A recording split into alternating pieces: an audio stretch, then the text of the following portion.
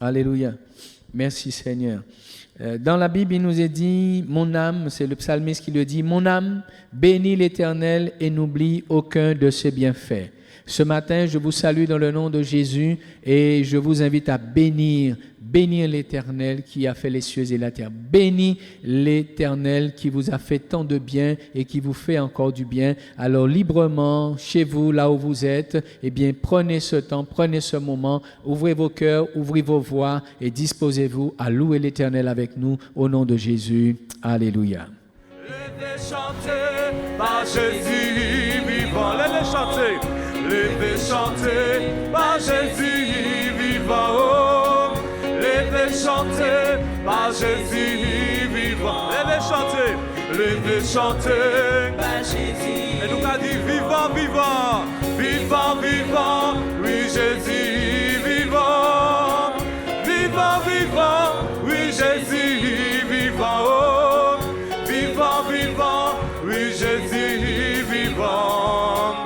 Vivant, vivant, oui, Jésus. Levez louer, levez louer, levez louer par Jésus vivant. Levez louer par Jésus vivant. Oh. Levez louer par Jésus vivant. Levez, levez louer par Jésus. Il nous a dit vivant, Jésus vivant. Vivant, vivant, oui, Jésus vivant. Vivant, vivant, oui, Jésus vivant. Oh. Vivant, vivant, oui, Jésus vivant. Vivant, vivant, vivant. Et nous allons danser pour Jésus. Levez danser, levez danser par Jésus vivant. Levez, levez danser par Jésus vivant. Oh.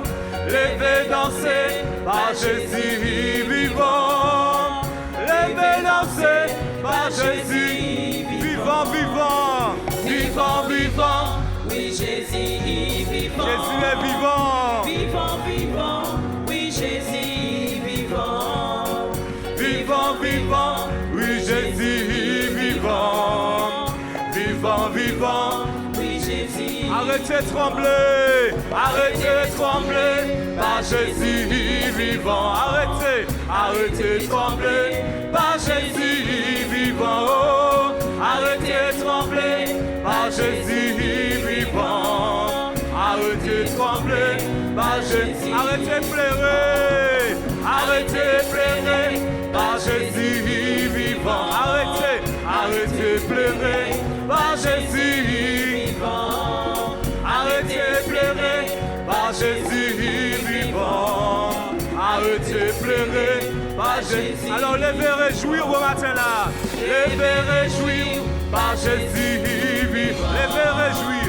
Levez réjouir par Jésus vivant. Oh. Levez réjouir par Jésus vivant. Levez réjouir par Jésus. La musique seulement, la musique seulement. Les instruments louent le Seigneur ce matin. Notre Dieu se réjouit dans le ciel de voir ses enfants se réjouir parce qu'il est vivant. Notre Jésus n'est pas mort, il est ressuscité. Alors levez adorer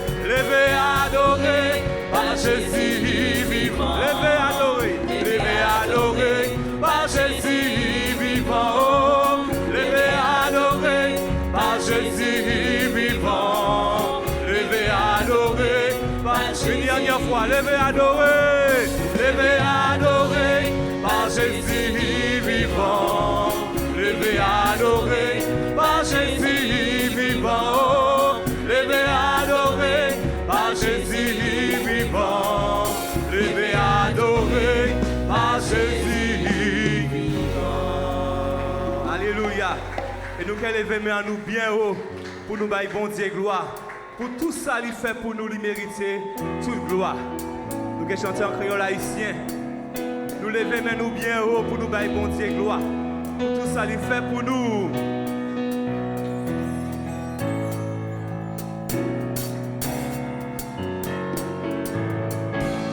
Nous lever nous. Nous lever nous bien haut pour nous bailler bon Dieu.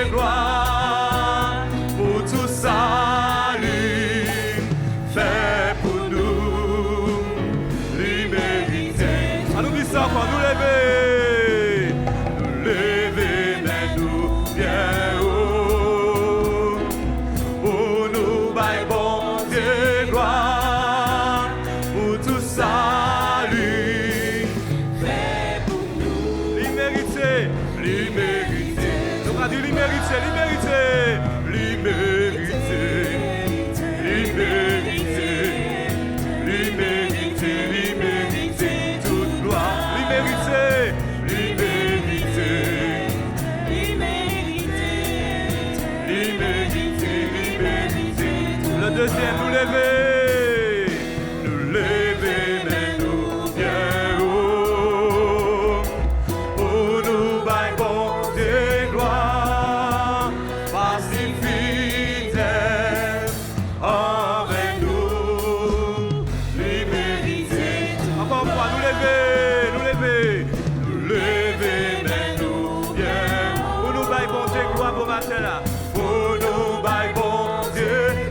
Jésus fidèle, parce que lui t'aime envers nous. L'immérité, l'immérité, l'immérité, l'immérité, l'immérité, l'immérité, Jésus méritait toute gloire. L'immérité, l'immérité, l'immérité, l'immérité. Le troisième, nous levez mais nous. Levez mes nous, pour nous bailler bon Dieu gloire, pour nous bailler bon Dieu gloire, pour l'amour lui, qu'est pour nous, l'immérité. On nous dit ça encore, on nous dit ça encore. Nous levez mes nous, bien, pour nous bailler bon Dieu gloire pour matin là, pour nous bailler bon, pour l'amour Jésus, pour l'amour. L'immérité, l'immérité, l'immérité, l'immérité,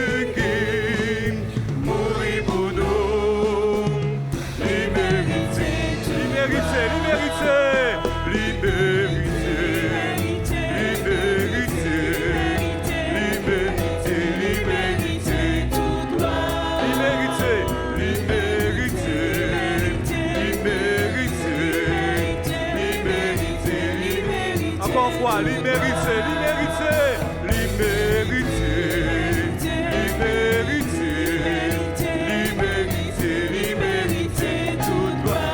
L'immérité, l'immérité, l'immérité, l'immérité. Alors nous qu'à dire gloire pour mon Dieu, gloire pour mon Dieu, gloire pour mon Dieu, adoration pour mon Dieu, chapeau bas pour mon Dieu.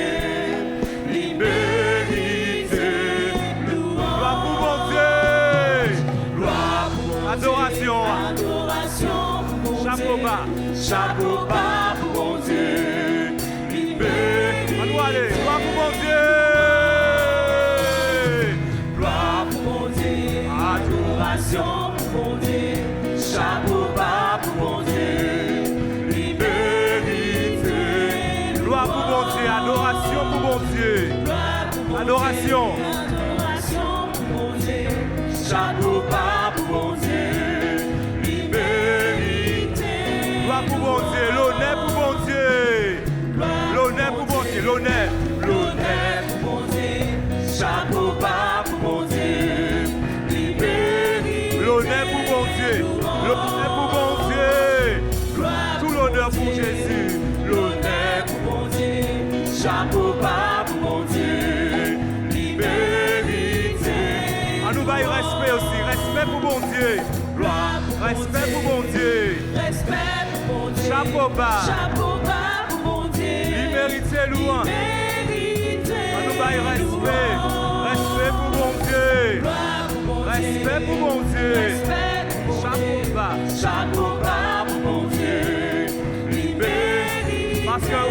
fardeau moi yo, ou prend fardeau moi yo, ou efface tête péché. Yo m'a traité pour moi, yo m'a traité, yo cloué sur yon croix, yo cloué sur yon croix. Mais sans ça qui t'est coulé, mais sans ça qui t'est coulé, mettez toute chaîne en pied, nous vous méritez. Et nous avons dit adoration pour bon Dieu. Gloire, adoration. Chapeau bas pour bon Dieu. Gloire pour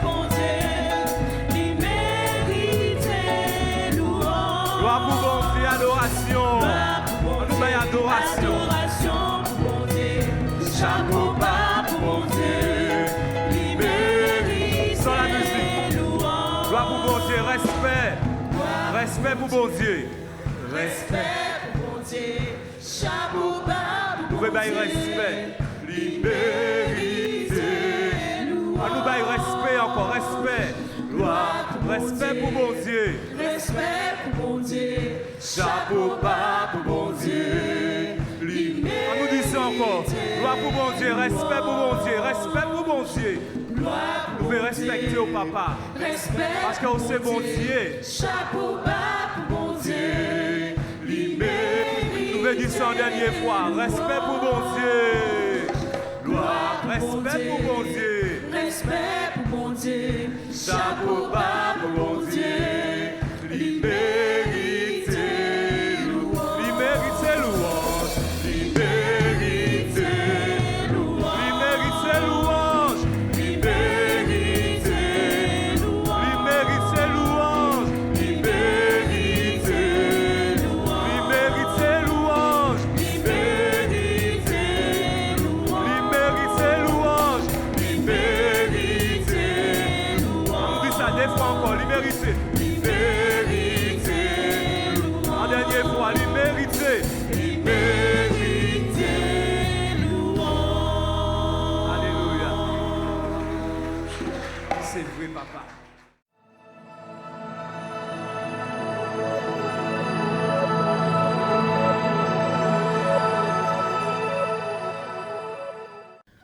Bonjour, bonjour, je vous salue dans le nom de Jésus et souhaite que vraiment la grâce du Seigneur Jésus puisse encore être un sujet de pleine bénédiction pour vous en ce jour. Nous allons donc partager les Saintes Écritures, la parole de Dieu qui nous fait du bien, qui nous édifie, nous encourage, nous exhorte et veut nous encourager, nous emmener un peu plus loin, à mieux comprendre Dieu, et nous allons parler un petit peu plus de Dieu.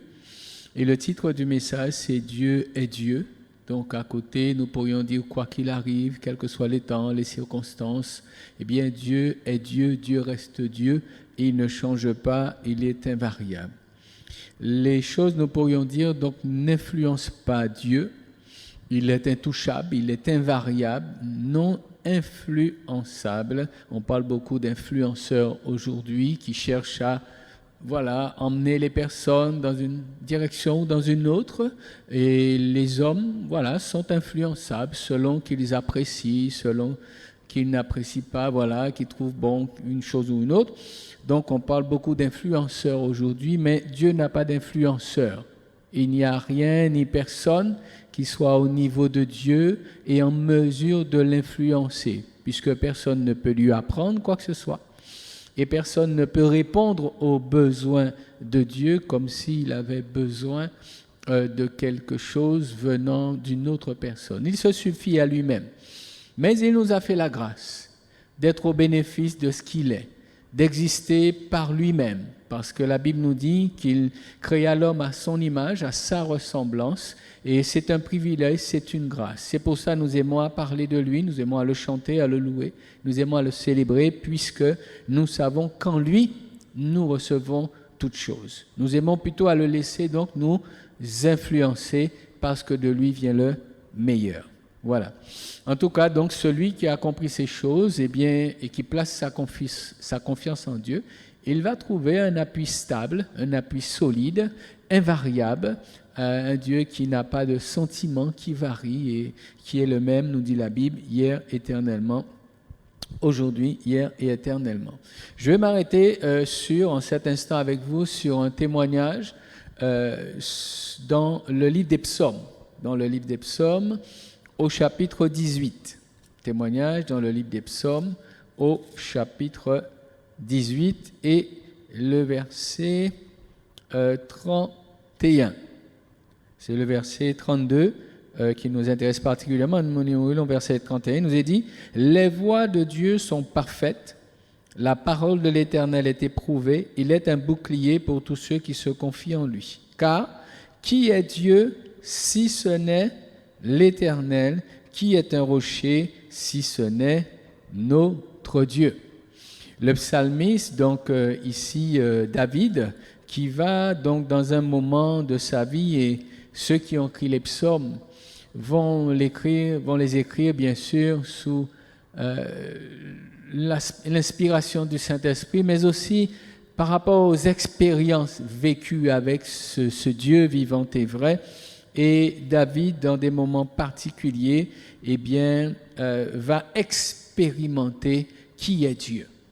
Il va réaliser que de par tout ce qu'il pouvait vivre et toutes les problématiques qu'il rencontrait, que Dieu reste Dieu. Et au verset 32, il dit donc, « Qui est Dieu si ce n'est l'Éternel? Qui est un rocher si ce n'est notre Dieu? C'est lui qui me ceint de force et qui me conduit dans la voie droite. » Et au verset 34, il dit, « Il rend mes pieds semblables à ceux des biches. » C'est formidable de placer sa confiance en Dieu, d'expérimenter Dieu. Cela nous pousse donc à exprimer de la louange, de l'adoration, de la reconnaissance, à écrire des textes, à écrire des poèmes, parce que la grâce de Dieu, la révélation de Dieu au travers des situations et particulièrement donc des épreuves, permet de proclamer ceci. David dit donc, qui est Dieu si ce n'est l'Éternel? Il n'y en a pas d'autre. Le seul Dieu vivant et vrai, c'est l'Éternel. Malheureusement, nous voyons dans ce monde les hommes qui se donnent énormément d'appui, de points ou de personnes ou de choses sur lesquelles ils vont s'appuyer et se confier dans ces choses, et ils vont jusqu'à les appeler Dieu avec un petit d, on est d'accord, puisqu'il n'y a qu'un seul Dieu, David l'a bien dit, c'est l'Éternel. Si nous lisons dans Jérémie chapitre 2, déjà nous réalisons que même si on est du peuple de Dieu, et là il est question donc d'Israël, malheureusement il arrive que l'on oublie que l'Éternel est Dieu.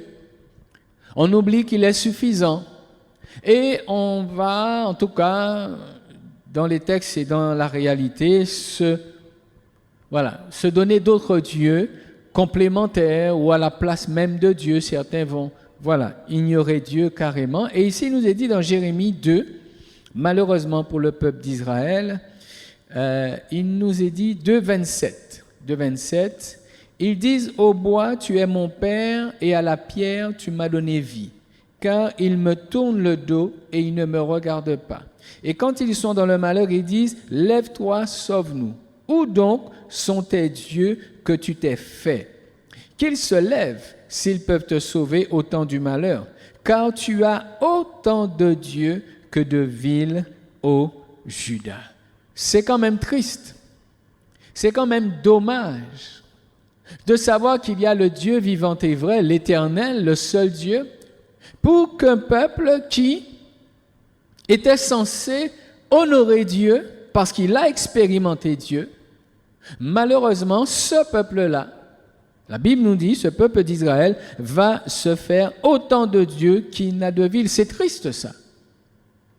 C'est vraiment triste de faire ce constat, de lire ainsi à quel point le cœur de l'homme, même de ceux qui connaissent Dieu, qui appartiennent à Dieu, sont du peuple de Dieu, ne vont pas donner gloire à Dieu, mais ils vont se fixer d'autres appuis. Ils vont se façonner même toutes sortes de formes qu'ils appelleront Dieu. En réalité, nous pouvons, selon les Écritures, considérer que derrière tout cela, il y a une influence, justement. Derrière toutes ces pratiques et le fait de s'appuyer sur le bois, de s'appuyer sur l'or et l'argent, de s'appuyer sur le matériel ou de s'appuyer sur des hommes, pour ne pas avoir à s'appuyer sur Dieu, derrière tout ça, il y a le diable. L'ennemi public numéro 1, qui veut à tout prix détourner l'homme de son Créateur, du seul véritable Dieu. Alors il se peut que Dieu prenne du temps pour répondre aux prières. Alors certains disent Dieu prend trop de temps et ils vont se chercher d'autres dieux qui selon eux iraient plus vite. Certains disent non, je ne suis pas satisfait de la réponse de Dieu, alors je vais chercher quelqu'un qui peut-être est plus grand que Dieu et emmènera la réponse à ce que je veux exactement comme je le veux. Mais qui est plus grand que Dieu? Qui est Dieu si ce n'est l'Éternel? Nous avons besoin de vraiment nous remettre en question et tout à chacun de se dire, oui, il y a la question de ce peuple, mais de se dire réellement, est-ce que parfois nous ne pouvons ne pas être sous influence et mauvaise influence, en sorte que toute la confiance que nous avions placée en Dieu, pour des circonstances difficiles ou autres, que nous puissions nous détourner de Dieu et chercher à placer notre confiance dans d'autres choses et nous attendre au secours venant de ces autres choses ou de ces personnes. En tout cas, cette influence, elle vient du diable qui veut absolument, et qui, la Bible nous le dit, a toujours voulu prendre la place de Dieu. Qui a voulu prendre la place de Dieu. Il va loin jusqu'à parler à Jésus dans Matthieu chapitre 4 et vouloir que Jésus lui apporte l'adoration, mais c'est une exagération de la part du diable. C'est une exagération d'agir ainsi et de tenter le Fils de Dieu pour qu'il enlève l'adoration à son Père et le tourne vers lui.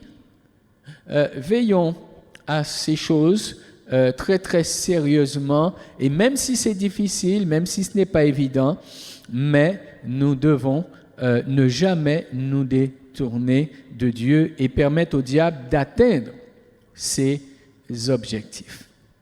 D'ailleurs, quand bien même il l'atteindrait, et il l'a atteint avec cette lecture que nous venons de faire, il a eu l'occasion de l'atteindre, cet objectif, et il l'atteint encore, quand bien même des hommes prendraient et ont pris réellement des choses pour leur Dieu, il n'existe qu'un seul et qu'un véritable Dieu, parce qu'aucun ne peut se déclarer éternel. Aucun ne peut dire qu'il n'a ni commencement de jour ni fin de vie. Aucun. Aucun ne peut se positionner et avoir ces déclarations que seul l'Éternel peut avoir. Bien-aimés et amis qui écoutez, mais quand vous considérez l'univers, nous sommes appelés à voir Dieu dans toute la création.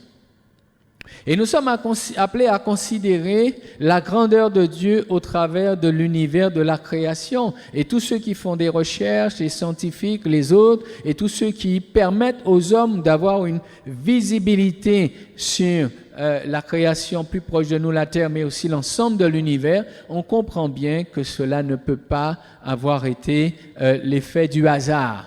Dans toute sa dimension, dans son immensité, mais aussi dans sa petitesse, tout nous parle d'un créateur. Et nul ne peut se poser en créateur. Il n'y a qu'un seul qui est Dieu, c'est l'Éternel. Personne n'a pu mettre ainsi la terre en suspens, les planètes ainsi en suspens, dans le vide. Personne ne peut s'enorgueillir et de dire « moi j'ai fait ces choses-là ». La seule personne qui peut le déclarer, c'est Dieu. Personne n'a pu ainsi créer juste tout autour de la terre l'attraction terrestre pour que les hommes y marchent et y vivent sans tomber ou sans rester en suspens dans l'air. Rien que ces choses qui aujourd'hui sont connues de tous nous parlent qu'il y a un Créateur, qu'il y a un Dieu, il y a quelqu'un qui est au-dessus des hommes. Il n'y en a qu'un seul. Donc c'est dommage quand nous lisons que l'homme dans son quotidien, et même malheureusement ceux qui sont censés donner l'exemple, vont se faire d'autres dieux. La Bible nous dit qu'il y a donc, du moins les Écritures nous disent que Dieu a fait du ciel son trône et de la terre son marchepied. Cela nous montre la dimension de Dieu dans sa gestion de ce qui est en haut et de ce qui est parmi nous. Dans le psaume 119, le psalmiste dira donc, mais où irai-je loin de ta face? Le psaume 119, nous pourrons lire 139, nous pourrions donc lire quelques versets. Il est dit au verset 1er, « Éternel, tu me sondes et tu me connais. Tu sais quand je m'assieds et quand je me lève, tu pénètres de loin ma pensée. Tu sais quand je marche et quand je me couche et tu pénètres toutes mes voies. Car la parole n'est pas sur ma langue que déjà, ô Éternel, tu la connais entièrement. Tu m'entoures par derrière et par devant, tu mets ta main sur moi. » Il dit, « Une science aussi merveilleuse est au-dessus de ma portée. Elle est trop élevée pour que je puisse la saisir. » Et il dit, « Où irai-je loin de ton esprit? Où fuirai-je loin de ta face? Si je monte aux cieux, tu es là. Si je me couche au séjour des morts, te voilà. Si je prends les ailes de l'aurore et que j'aille habiter à l'extrémité de la mer, là aussi ta main me conduira et ta droite me saisira. » Qui peut, comme Dieu, être omniprésent? Qui peut que Dieu être dans la dimension de la vie humaine et en même temps être dans la dimension de l'éternité, dans la dimension de l'univers? Il n'est pas possible de se cacher de Dieu. Il n'est pas possible de se placer quelque part où Dieu ne pourrait pas atteindre. Qui peut dire autant? C'est pourquoi le psalmiste a pu dire, de par tout ce qu'il a vécu, les épreuves, les difficultés qu'il a pu rencontrer, il a pu dire, qui est Dieu si ce n'est l'Éternel? Il n'a trouvé personne qui a su intervenir de la manière dont Dieu est intervenu dans sa vie. Il n'a trouvé personne qui a su le sortir dans ces étaux, dans ces moments assez dramatiques dans lesquels il se trouvait. Il avait pourtant des amis, il avait pourtant des soldats, il y avait une armée, il avait lui-même des armes. Mais il y a un moment où aucune de ces choses ne peut rien faire pour l'homme. Et là, l'homme se trouve dans une situation où seul Dieu peut intervenir. Et oui, à ce moment-là, on peut dire que l'Éternel est Dieu. Dieu, qui est Dieu si ce n'est l'Éternel? Il n'y en a pas d'autre. Et je rends grâce à Dieu de ce que ces écrits, la Bible nous est parvenue. C'est un livre précieux, hautement précieux, que nous sommes invités à chérir, à méditer. Nous sommes invités donc à considérer toute la révélation que Dieu nous y apporte. Donc si quelqu'un se trouvait quelque part et entendait ce matin ces quelques paroles, en cet instant que vous écoutez ces quelques paroles, eh bien, abandonnez vos idoles.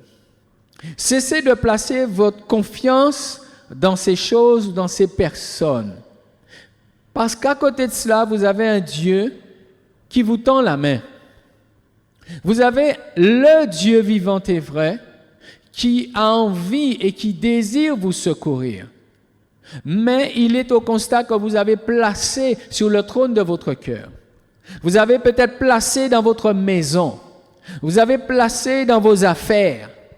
Vous avez placé un faux Dieu. Vous avez donné accès au diable. Et vous avez décidé que c'était ces choses qui allaient faire marcher vos affaires. Vous avez décidé que c'était ça qui allait vous faire réussir, vous et vos enfants, dans l'existence. Donc Dieu ne peut pas s'imposer et venir détrôner ces faux dieux derrière lesquels il n'y a bien sûr que le diable. Il est obligé d'attendre et d'espérer. Et ce matin, en vous parlant au travers de ce moment, en vous parlant au travers de la lecture de la parole, je ne sais quand vous entendez, quand vous lisez, mais en tout cas en cet instant, en vous parlant, c'est pour vous faire savoir qu'il n'y a pas d'autre Dieu que l'Éternel. Donc ça veut dire qu'il n'y en a pas d'autre sur lequel vous avez intérêt, vous avez raison de placer votre vie. Tout autre faux Dieu, tout autre Dieu sont de faux dieux. Et ils ne peuvent accomplir ce que l'Éternel peut accomplir. Ils ne peuvent vous emmener là où Dieu peut vous emmener et ils ne peuvent vous sortir des situations de la manière que Dieu peut vous sortir. Alors, si c'est votre cas, je vous encourage à vous tourner vers Dieu, le Dieu vivant et vrai. Il est esprit et vie, il n'a pas besoin de représentation. Et là où il est, comme disait le psalmiste, là où vous êtes, il peut vous entendre, il peut vous comprendre et il peut vous secourir. Il n'y a pas un endroit, le psalmiste l'a dit, il aurait pu aller se cacher. Donc il n'y a pas un endroit où Dieu ne pourrait pas vous voir et vous venir en aide. Alors si vous aviez placé votre confiance dans autre chose, quelle que soit la chose, vous pouvez abandonner cela. Et là où vous êtes, dans votre lieu où vous entendez, vous pouvez vous tourner vers Dieu, vers l'Éternel, et lui dire, viens à mon secours. Et si vous aviez placé des choses, demandez-lui de vous libérer de ces choses. Demandez-lui de vous emmener du secours là où vous êtes, parce qu'il est Dieu. Il est l'Éternel. Il est dans toute la dimension de l'infiniment grand et de l'infiniment petit. J'aime bien cette parole de Jésus qui, en partant, va rassurer les disciples. Et il leur dira, donc, dans l'évangile de Matthieu, au chapitre 28, il leur dira, « Tout pouvoir m'a été donné dans le ciel et sur la terre. » Et il leur dira, « Et voici, je suis avec vous tous les jours jusqu'à la fin du monde. » Il voulait les rassurer que quel que soit ce auquel ils seraient confrontés, il demeure celui qui a tous les pouvoirs dans le ciel et sur la terre. Mais qu'il leur promet qu'il serait sans cesse avec eux. C'est la plus grande et la plus belle promesse. Et c'est une réalité merveilleuse. Quelqu'un perdrait la foi, souvenez-vous. Quelqu'un serait en train d'abandonner le chemin du Seigneur, souvenez-vous de ces paroles. Et réalisez que vous ne vous êtes pas trompé en plaçant votre confiance en Dieu. En plaçant votre confiance en Jésus que Dieu a envoyé pour nous sauver. Alors, quel que soit ce que vous vivez, ne vous détournez pas du Dieu vivant et vrai. Il a su rassurer les apôtres et ses promesses sont arrivées à nous pour que ceux qui sont à lui, bien que ne le voyant pas de leurs yeux, soient rassurés de sa fidélité et de sa capacité à secourir. Je veux nous encourager dans les temps particuliers que nous rencontrons de plus en plus de complications, de troubles, de guerres, de bris de guerre, de confusion, tous les repères. Voilà, je veux nous encourager simplement à fixer nos regards sur Dieu et à nous souvenir qui est-il. En tout cas, ceux qui ont placé leur confiance dans autre chose, il est encore temps pour vous de vous tourner vers le Dieu vivant et vrai. Parfois, nous pouvons rencontrer donc des situations qui nous dépassent et ces situations peuvent nous permettre effectivement de nous tourner vers Dieu. Et dites-vous que ce monde va aller de plus en plus où les difficultés vont grandir. C'est comme voulant placer la barre plus haute à chaque fois pour qu'enfin l'homme puisse se tourner vers Dieu, crier à lui et dire « Nous n'y arrivons pas, mais nous tournons vers toi. Secours-nous, viens à notre aide. » Parce que de plus en plus, les choses vont monter dans une intensité et j'encourage tout à chacun à saisir dès maintenant la grâce de Dieu parce que l'Éternel est Dieu, il n'y en a pas d'autre. Dieu est Dieu, il agit comme personne n'agit. J'aimerais lire avec vous le psaume 121. Le psaume 121 est toujours le psalmiste qui dit « Je lève les yeux vers les montagnes, d'où me viendra le secours. Le secours me vient de l'Éternel qui a fait les cieux et la terre. Il ne permettra point que ton pied chancelle. » Alors ce psaume nous donne quelques détails supplémentaires, si nous n'avions pas encore bien saisi au travers des textes déjà lus. Il dit « Il ne permettra pas que ton pied chancelle. » Dieu est au contrôle de tout. Celui qui te garde ne sommeillera point. Il n'a pas un instant où il laisse tomber. Il n'y a pas un instant où il se détourne. Il n'y a pas un instant où il ne cesse d'avoir les regards sur nous.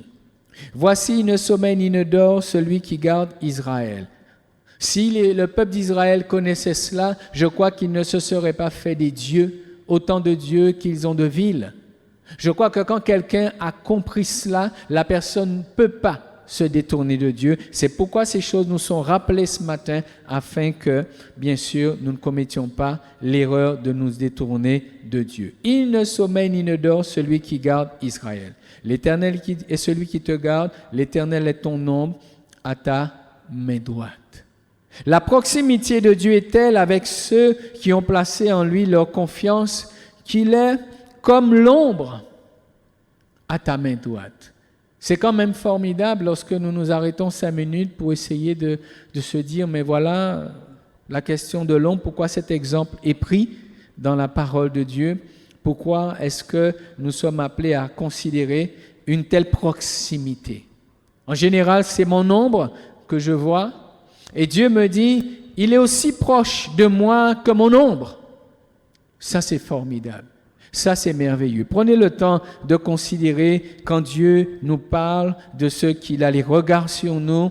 Il n'est pas aussi loin à nous regarder, mais il est plus près de nous que nous pouvons parfois l'imaginer. Il est dit, pendant le jour, le soleil ne te frappera point, ni la lune pendant la nuit. L'Éternel te gardera de tout mal, il gardera ton âme. Il gardera ton âme. Cela ne veut pas dire que je ne connaîtrai pas les difficultés. Cela ne veut pas dire que je ne tomberai pas malade. Cela ne veut pas dire que je ne serai pas éprouvé sérieusement. Mais il dit ici, l'Éternel te gardera de tout mal, il gardera ton âme. Et lorsque nous prenons l'exemple de Job, et cet homme avait placé sa confiance en Dieu. Dieu a-t-il trahi sa confiance? Non. Dieu n'a pas été à la hauteur des épreuves de Job? Non.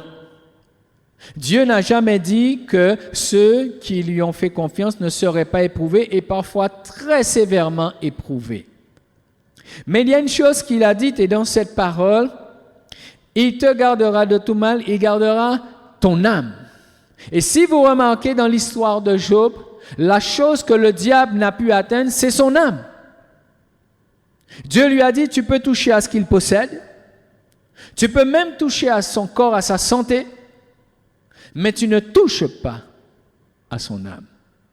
Dieu, quand il nous promet de nous garder, de nous préserver, cela ne veut pas dire qu'aucun malheur ne nous arrivera, qu'aucune problématique ne nous arrivera, qu'aucune difficulté ne nous arrivera. Mais dans la difficulté, il a promis de nous garder et particulièrement de garder notre âme. Parce qu'il a dit, et nous l'avons lu, il ne permettra pas. Dieu ne permettra pas que nous soyons éprouvés au point que notre âme soit atteinte, au point que nous tombions dans un découragement, au point que nous disions, eh bien, il n'y a plus d'espoir pour moi en Dieu et que nous soyons en mesure de lâcher. Là, on aurait raison de lâcher. Mais ce n'est pas le cas. J'aimerais faire une lecture avec vous avant de revenir sur le psaume 121. À cet endroit, je fais un parallèle dans un des textes du Nouveau Testament. C'est dans 2 Corinthiens, pour que vous puissiez réaliser qu'il ne s'agit pas seulement d'Israël, mais qu'il s'agit bien de Dieu vis-à-vis de ceux qui ont placé leur confiance en lui. L'Éternel est le même hier, aujourd'hui, éternellement. Il nous est dit dans 2 Corinthiens chapitre 4, le verset 7, 8, et nous lirons jusqu'au verset 10. Voilà. Il nous est dit, nous portons ce trésor dans des vases de terre, afin que cette grande puissance soit attribuée à Dieu et non pas à nous. Nous sommes pressés de toute manière, mais non réduits à l'extrémité. Dans la détresse, mais non dans le malheur. Persécutés, mais non abandonnés. Abattus, mais non perdus. portant toujours avec nous dans notre corps la mort de Jésus, afin que la vie de Jésus soit aussi manifestée dans notre corps. L'apôtre Paul, qui va être vraiment celui qui, dans le Nouveau Testament, en dehors du témoignage de Jésus et d'autres qui ont connu aussi de très grandes difficultés, l'apôtre Paul va être le témoignage du croyant qui va être atteint par énormément de situations difficiles. Et tout cela par rapport à son engagement. Et il nous dit qu'il a accepté. Il a accepté l'idée que bien que Dieu soit avec lui, mais en même temps que Dieu permette qu'il soit éprouvé, et assez sévèrement. Et dans ce qu'il dit, conduit par le Saint-Esprit, mais c'est aussi son expérience de vie, comme le psalmiste. Il puisse vraiment mettre en évidence comment Dieu permet et ne permet pas. Dieu permet que nous soyons éprouvés, mais il ne permet pas que nous soyons éprouvés au-delà de nos forces. Et il te garde, mais il garde surtout ton âme. Il dit, nous sommes pressés de toute manière, mais non réduits à l'extrémité. Dans la détresse, mais non dans le désespoir. Et ça, je crois que lorsque nous lisons la Bible, nous devons faire attention à ça. On ne peut pas dire en tant que chrétien, voilà, je suis chrétien, rien ne m'arrivera. C'est pas vrai, c'est pas biblique. Par contre, je peux dire oui, Dieu me garde. Dieu ne permet pas que je sois éprouvé au-delà de mes forces. Et même si je me sens pressé, oppressé, je sens les difficultés autour de moi, mais il me dit, tu n'es pas arrivé à l'extrémité pour autant. Regarde bien. Tu n'es pas arrivé à l'extrémité pour autant. Il te dit que quand bien même tu serais dans la détresse, mais il ne permettra pas que tu tombes dans le désespoir. Et ça, c'est dans ton âme, dans ton être intérieur. Il y a quelque chose de la fidélité de Dieu qui fera que tu seras renouvelé dans ton être intérieur. Et que bien même que ton être extérieur pourrait même dépérir, mais il te garantit que ton être intérieur sera renouvelé. C'est à toi d'y croire. C'est à toi de considérer la fidélité de Dieu, mais aussi la manière d'agir de Dieu. Dieu a établi des choses, nous devons les connaître. Pour ne pas nous laisser décourager par les hommes ou par le diable, qui dirait oui, mais tu es pressé. Tu es sous pression, tu es là dans des difficultés, mais il faut savoir répondre au diable, il faut savoir répondre aux personnes. Oui, je suis pressé de toutes sortes de manières, j'ai des problèmes à droite et à gauche, mais je ne suis pas réduit à l'extrémité. Le seul fait que je peux considérer les problèmes, les situations que je vis, c'est que je ne suis pas arrivé à l'extrémité. Et j'ai besoin de comprendre cela. Persécuté, oui, pour ma foi, mais non abandonné. Jamais Dieu ne me délaisse. Et quand bien même je suis jeté dans la fosse aux lions, dans le témoignage de Daniel, Dieu est avec moi dans la fosse. Quand bien même je suis jeté dans le feu, Dieu est avec moi dans le feu. Dieu n'a jamais dit qu'on ne me jetterait pas au feu. Il n'a jamais dit que je ne serais pas éprouvé. Mais il a dit, je serai là et je garderai ton âme. J'ai besoin de comprendre que, selon le psaume 121 que nous avons lu tout à l'heure, que Dieu est celui qui permet ou ne permet pas. Il est celui qui garde mon âme et l'Éternel gardera ton départ et ton arrivée dès maintenant et à jamais. Ça veut dire que tout ce que Dieu a déclaré sur ta vie, tout ce que Dieu a déclaré sur la vie de son peuple, sur l'Église et sur le peuple d'Israël qui a été son peuple, Dieu s'assure que ces choses s'accomplissent parfaitement. Mais notre foi est-elle fixée sur Dieu ou sur les circonstances? Est-ce que nous retenons cette réalité que l'Éternel est Dieu? Il ne peut mentir, il ne peut manquer en fidélité. Et souvent, ce sont les mensonges de notre chair. Ce sont les mensonges du diable. Ce sont les mensonges des autres qui ne connaissent pas Dieu ou qui n'ont pas cette compréhension de qui est Dieu, qui vont susurrer les choses aux oreilles pour pouvoir déstabiliser la foi et maintenant emmener à renoncer à Dieu. Et c'était l'objectif du diable avec Job. Et Dieu a laissé faire pour que nous ayons ce témoignage aujourd'hui et pour que Job, en son temps, puisse réaliser qu'il n'y a personne qui soit comme l'Éternel. Comment quelqu'un pouvait, Job a dû dire en lui-même, comment quelqu'un pouvait me relever comme Dieu m'a relevé? Personne n'aurait pu faire comme ça. Comment Dieu a pu me restaurer de la manière que Dieu a fait les choses? Personne n'est à l'égal de Dieu. Et quand on réalise ces choses et on s'appuie dessus, bien-aimés amis, il n'y a personne qui viendra nous enlever dans la main de Dieu.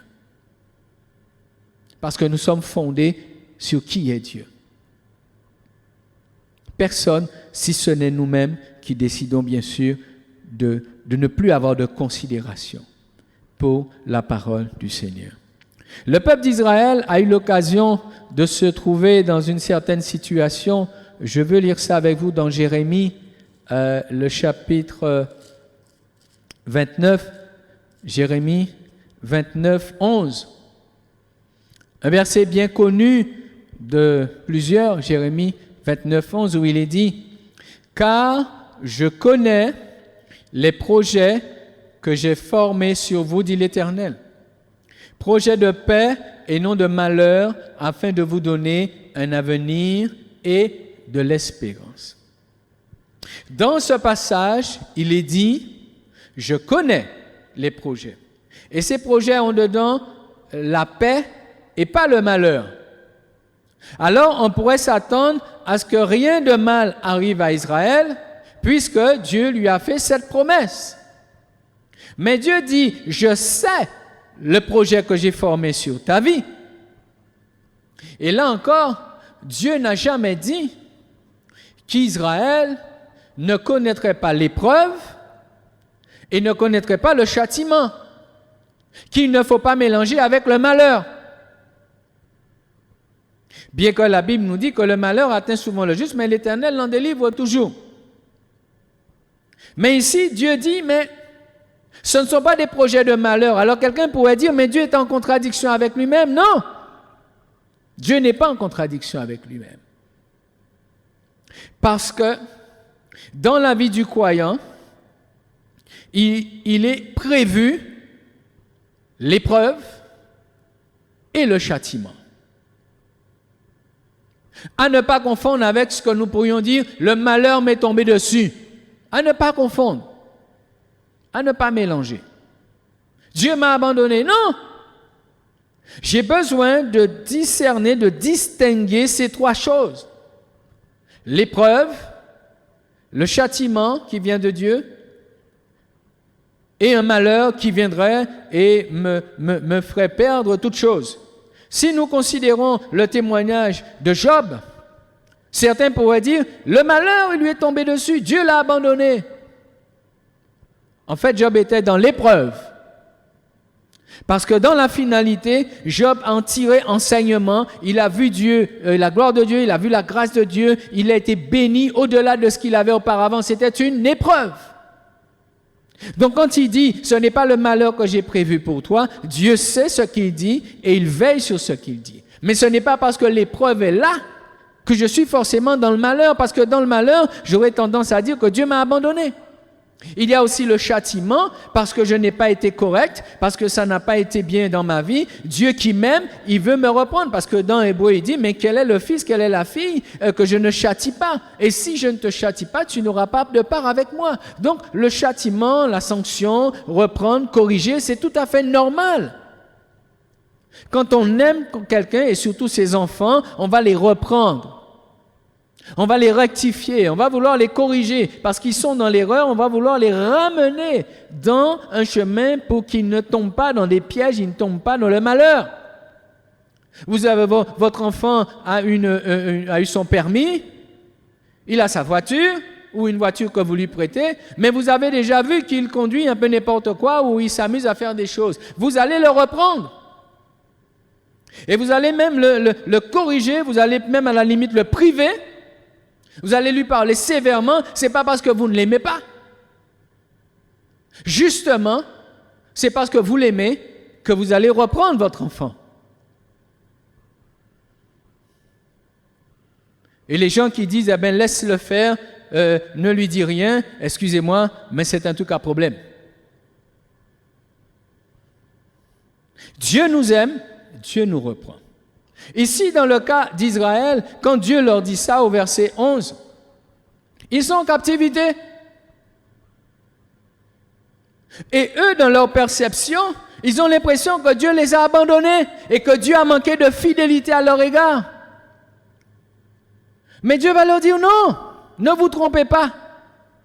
Vous êtes dans le châtiment. Parce que vous avez désobéi, alors j'ai fait monter Nebuchadnezzar, il vous a emmené en déportation, mais il dit, je connais. Et je sais les projets que j'ai formés sur vous. Et il va les inviter donc à considérer verset 10. Mais voici ce que dit l'Éternel, dès que 70 ans seront écoulés pour Babylone, je me souviendrai de vous et j'accomplirai à votre égard ma bonne parole en vous ramenant dans ce lieu-ci. Je connais les projets que j'ai formés sur vous. Mais vous êtes là dans un moment parce que vous êtes sanctionnés, parce que vous étiez dans la désobéissance. Mais j'ai fixé un temps et je permets que pendant un temps vous soyez là. Et d'ailleurs, Dieu va même leur dire, écoutez, verset 4. Ainsi parle l'Éternel des armées, le Dieu d'Israël, à tous les captifs que j'ai emmenés de Jérusalem à Babylone. Donc c'est Dieu qui conduit son peuple, en tout temps, en toutes circonstances. Et il leur dit, bâtissez des maisons, habitez-les, plantez des jardins, mangez-en les fruits, prenez des femmes et engendrez des fils et des filles. Voilà, enfin, verset 7, recherchez le bien de la ville. Incompréhensible. Ça, c'est Dieu seul qui peut faire ça. Il vous sanctionne, il vous envoie en captivité, mais il vous donne un espace où vous pouvez exister, vous pouvez vous épanouir en plein dans l'épreuve, vous n'êtes pas dans le désespoir. Vous êtes pressé, oui, mais vous n'êtes pas dans le désespoir, parce qu'au milieu de votre captivité, je vous donne les moyens d'exister, je vous donne les moyens d'être debout. Et certains, simplement, parce qu'ils n'ont pas une pleine liberté de faire tout ce qu'ils voudraient, pour eux, ils sont dans le malheur. Non! Il ne faut pas mélanger les choses. Dieu reste Dieu. Donc, nous avons besoin d'avoir la bonne compréhension, la bonne perception des choses, ce que nous vivons, ce que Dieu permet, ce que Dieu ne permet pas. L'épreuve est tout à fait normale. Le châtiment est tout à fait normal.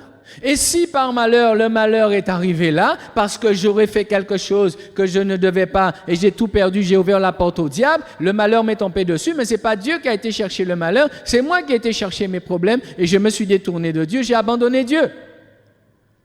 Et là, ce n'est pas l'épreuve parce que là, je perds tout et j'échoue en tout. Et Saül, ça a été son cas. Là, ce n'est pas l'épreuve. Parce qu'il est mort, son fils est mort, alors qu'il était au service de Dieu.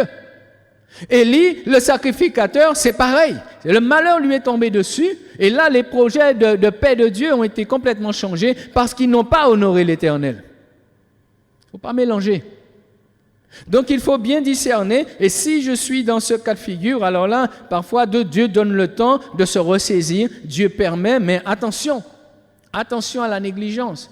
Attention à ne pas rester trop longtemps dans des situations qui n'honorent pas Dieu. Parce que Dieu reste Dieu et j'ai envie de dire, il doit montrer qu'il a droit au respect. Le psalmiste, donc ici, revenons au psaume 121, il dit « Je lève les yeux vers les montagnes, d'où me viendra le secours ?» Et il identifie bien « Le secours me vient de l'Éternel. » Le secours me vient de l'Éternel. En disant cela, En parlant des montagnes,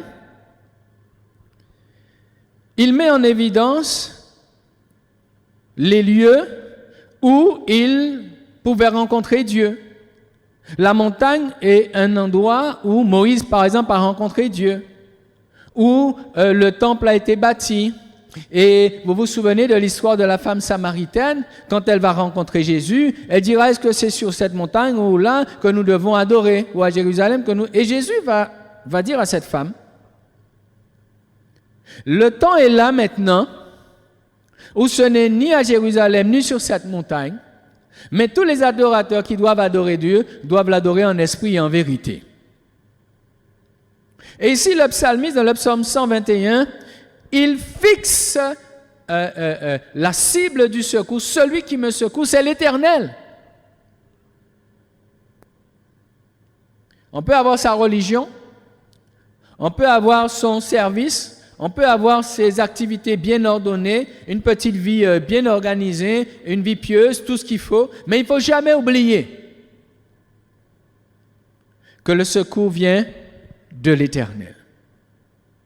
Et c'est pourquoi l'Église aujourd'hui a un privilège que nul n'a eu, qu'Israël n'a pas eu, et que l'Église aujourd'hui a besoin de réaliser, que ce que le psalmiste dit là, directement, il dit c'est en Dieu que l'on trouve le secours. Par Jésus-Christ aujourd'hui, tous ceux qui font partie de l'Église ont accès à ce privilège.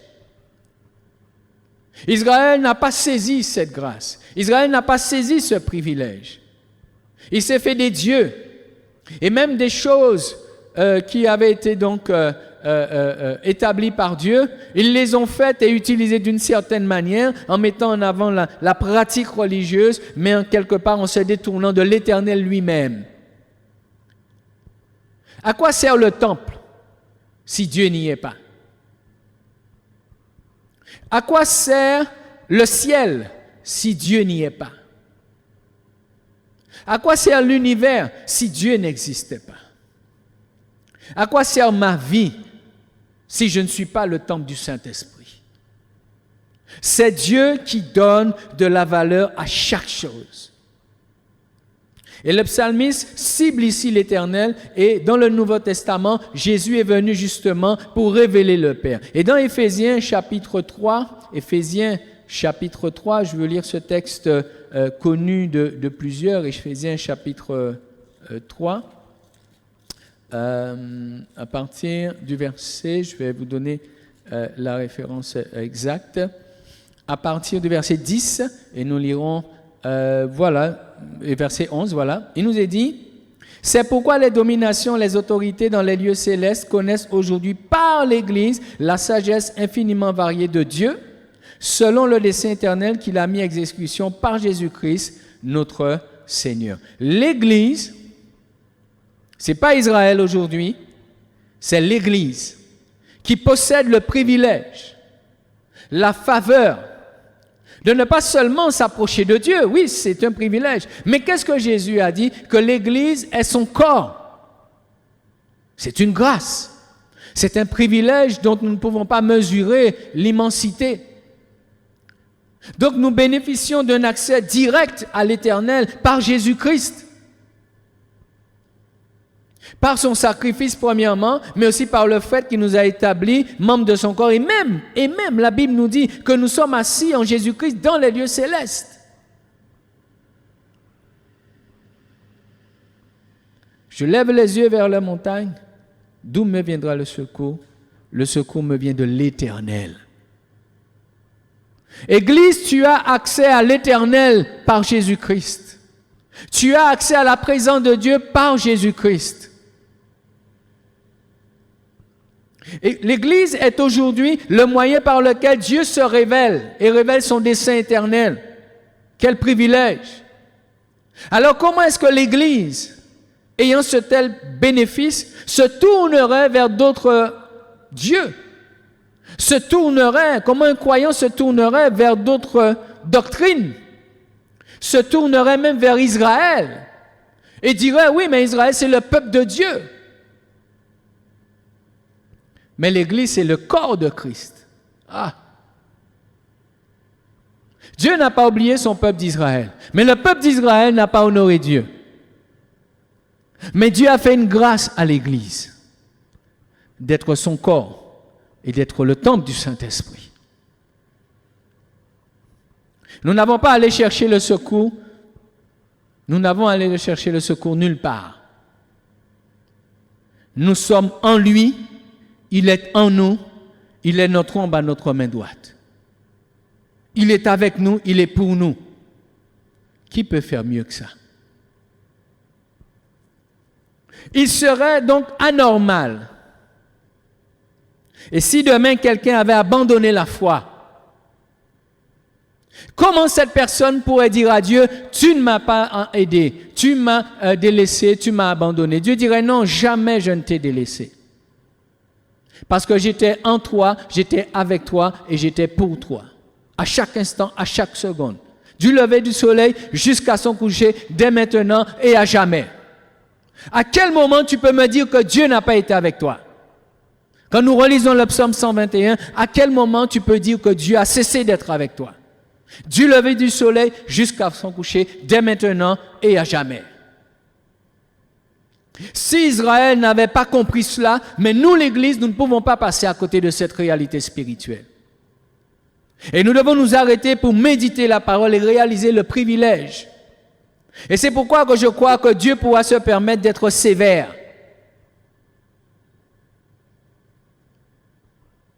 Parce que le privilège qui est le nôtre, personne ne possède ce privilège. Malheureusement, le diable veut faire croire aux gens que ce que lui propose a une valeur plus importante que ce que Dieu propose. C'est un menteur. Lisons quelque chose rapidement. Dans Genèse chapitre 3. Genèse chapitre 3, verset 5. Au tout début, lorsqu'il va s'approcher, versets 5 et 7, à 7,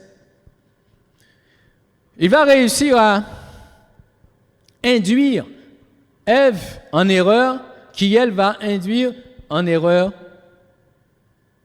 Adam. Et le diable va s'approcher, remettant en question la parole de Dieu, il nous est dit, verset 4, « Alors le serpent dit à la femme, vous ne mourrez point. Mais Dieu sait que le jour où vous en mangerez, vos yeux s'ouvriront et vous serez comme Dieu, connaissant le bien et le mal. » La femme vit que l'arbre était bon à manger et agréable à la vue et qu'il était précieux pour ouvrir l'intelligence. Elle prit de son fruit, en mangea et en donna aussi à son mari qui était auprès d'elle et il en mangea.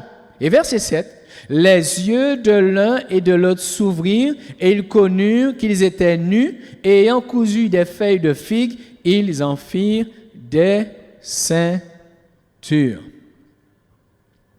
Le diable a dit à Adam et Ève, vos yeux s'ouvriront et ça s'est fait. Ils ont connu qu'ils étaient nus, chose qu'ils ne voyaient pas avant. Oui, leurs yeux se sont ouverts. Et ça s'est fait réellement, ça. Lisons aussi le verset 22 et 23.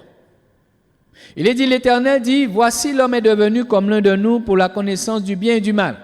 Ok, c'est fait. Mais à partir de là, empêchons-le maintenant d'avancer sa main, de prendre de l'arbre de vie et d'en manger et de vivre éternellement. Et l'Éternel Dieu le chassa du jardin d'Éden pour qu'il cultive la terre d'où il avait été pris. Ok, le diable vient et il propose d'être comme Dieu, d'être plus que Dieu, d'avoir de la connaissance. D'accord. Et effectivement, leurs yeux s'ouvrent et ils ont connu qu'ils étaient nus. Ok. Et Dieu même va dire, ah, voilà, c'est fait. Mais, entre ce que le diable a voulu leur donner et ce qu'ils avaient, il n'y a pas de comparaison. Ils ont perdu plus qu'ils n'ont reçu.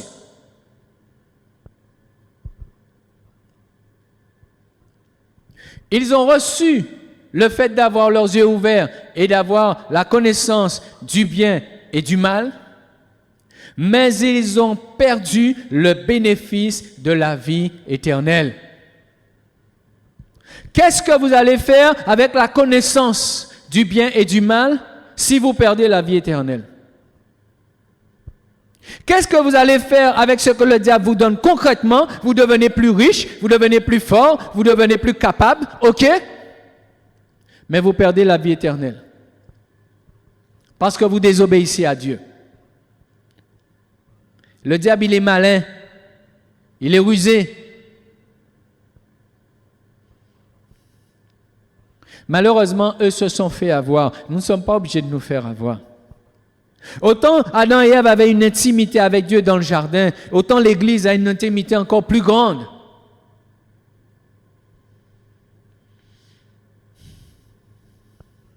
Ce serait anormal que quiconque qui aujourd'hui fait partie de l'Église, demain passerait à côté de l'enlèvement. Ce serait anormal.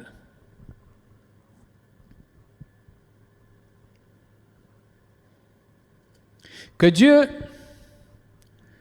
puisse nous aider tout homme, aider toute femme, tout jeune homme, toute jeune fille, qui soit un jour a décidé de marcher avec Dieu, ou qui finalement est né à l'Évangile.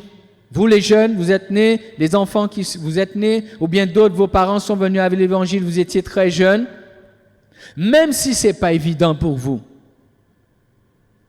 même si ce n'est pas facile et que vous ne comprenez pas tout. Mais ça, ce que nous venons de partager, vous avez suffisamment d'intelligence pour le comprendre.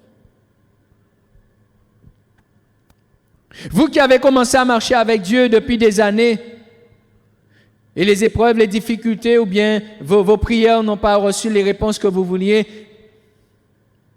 qu'est-ce que vous allez trouver de mieux que de marcher sur le chemin de la vie éternelle? Mieux vaut marcher pauvre, j'exagère, sur le chemin de la vie éternelle que d'être riche sur le chemin de l'éternité. Mieux vaut être simple d'esprit et ne pas forcément avoir toutes les grandes connaissances de ce monde, mais de marcher sur le bon chemin. La valeur d'un homme et d'une femme ne dépend pas de la connaissance du bien ou du mal, mais dépend de la relation qu'il a avec son Créateur, parce que c'est le Créateur qui donne de la valeur à sa créature et à sa création. Sans Dieu, il n'y a pas de vie.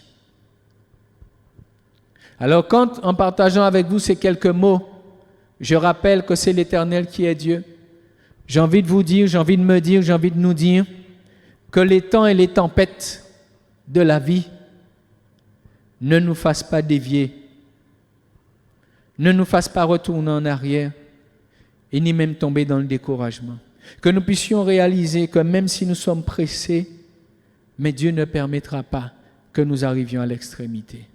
Et je termine avec ce passage de ces apôtres qui disaient à Jésus, alors que plusieurs étaient partis, ils ont dit les paroles sont trop dures. Ils ont dit à Jésus, mais à qui d'autre irions-nous? C'est toi Jésus, c'est toi qui as les paroles de la vie éternelle. Alors que Dieu vous aide, nous aide à avoir la bonne parole dans l'épreuve, à avoir la bonne réponse. Job a dit à sa femme, mais est-ce que nous accepterions le bien et nous refuserions le malheur lorsque les difficultés, les épreuves lorsque Dieu le permettrait? C'est l'Éternel qui est Dieu, il n'y en a pas d'autre. Alors restons attachés à lui, demeurons fermes, persévérons jusqu'au bout. Et la Bible nous dit, c'est celle qui persévérera jusqu'à la fin qui sera sauvée. Persévérer sur cette base de réalité que c'est l'Éternel qui est Dieu et qui en a point d'autre. Que le nom du Seigneur soit béni. Ta fidélité est grande, Seigneur, et je compte sur toi pour ma foi. Tu as dit à Pierre, je prie pour que ta foi ne défaille point.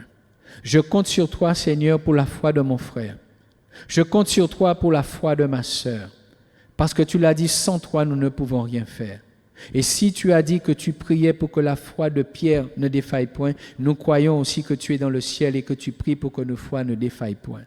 Alors, Seigneur, s'il te plaît, que le raisonnement, que les circonstances, que les mauvaises doctrines et que toute autre chose qui pourrait venir ne nous sépare point de l'amour de Dieu manifesté en Jésus-Christ. Dieu nous a tellement aimés qu'il nous a donné Jésus. Il nous a montré la grandeur de son amour, le prix qu'il a payé pour nous. Alors Seigneur, merci pour cette grâce. Qu'un esprit de repentance puisse souffler dans les vies et dans les cœurs de tous ceux qui étaient dans l'éloignement.